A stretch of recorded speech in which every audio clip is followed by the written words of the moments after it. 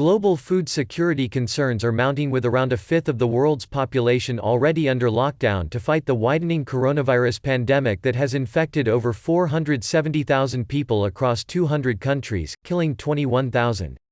Panic buying of household staples like toilet paper and cleaning products have occurred in nearly every country hit by the virus, and empty shelves in supermarkets have been common. Compounding the anxiety stemming from erratic consumer buying has been concern that some governments may move to restrict the flow of food staples to ensure their own populations have enough while supply chains get disrupted by the pandemic. People are starting to get worried, said Finn Ziebell, agribusiness economist at National Australia Bank. If major exporters start keeping grains at home, it will have the buyers really worried. It is panicking and not rational, as fundamentally the world is well supplied with food. Vietnam, the third largest rice exporter, and Kazakhstan, the number 9 wheat exporter, have already made moves to restrict sales of those staples amid concerns over domestic availability. India, the top global rice exporter, has just entered a 3-week lockdown that has brought several logistics channels to a halt. Elsewhere, Russia's Vegetable Oil Union has called for a restriction in sunflower seed exports, and palm oil output has slowed in the number 2 producer Malaysia.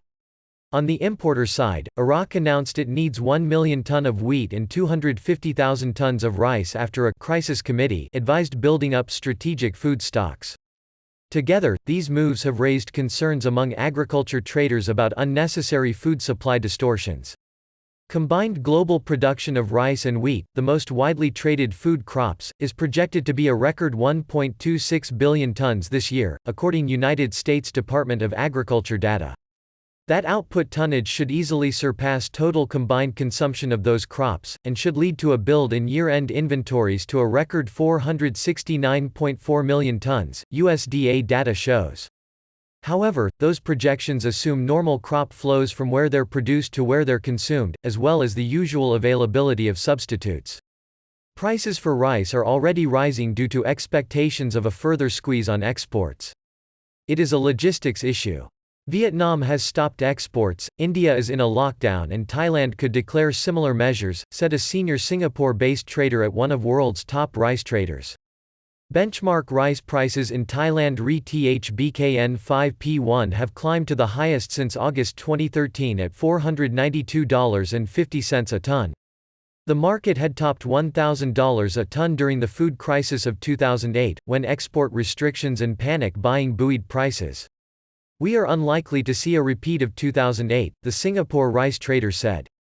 One thing is that the world has enough supplies, especially in India where inventories are very large.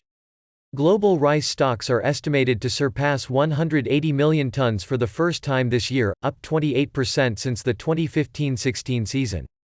But those inventories are not distributed evenly, with over 153 million tons in China and India alone. That means big rice buyers such as the Philippines, the top importer, and others in Asia and Africa could be vulnerable if crop movements are curtailed for long. Our rice inventory is good for 65 days.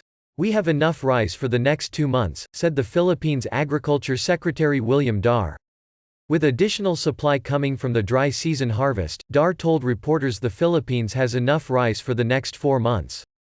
Most wheat buyers in Asia, led by the world's second-largest importer Indonesia, are covered for supplies until June, traders said.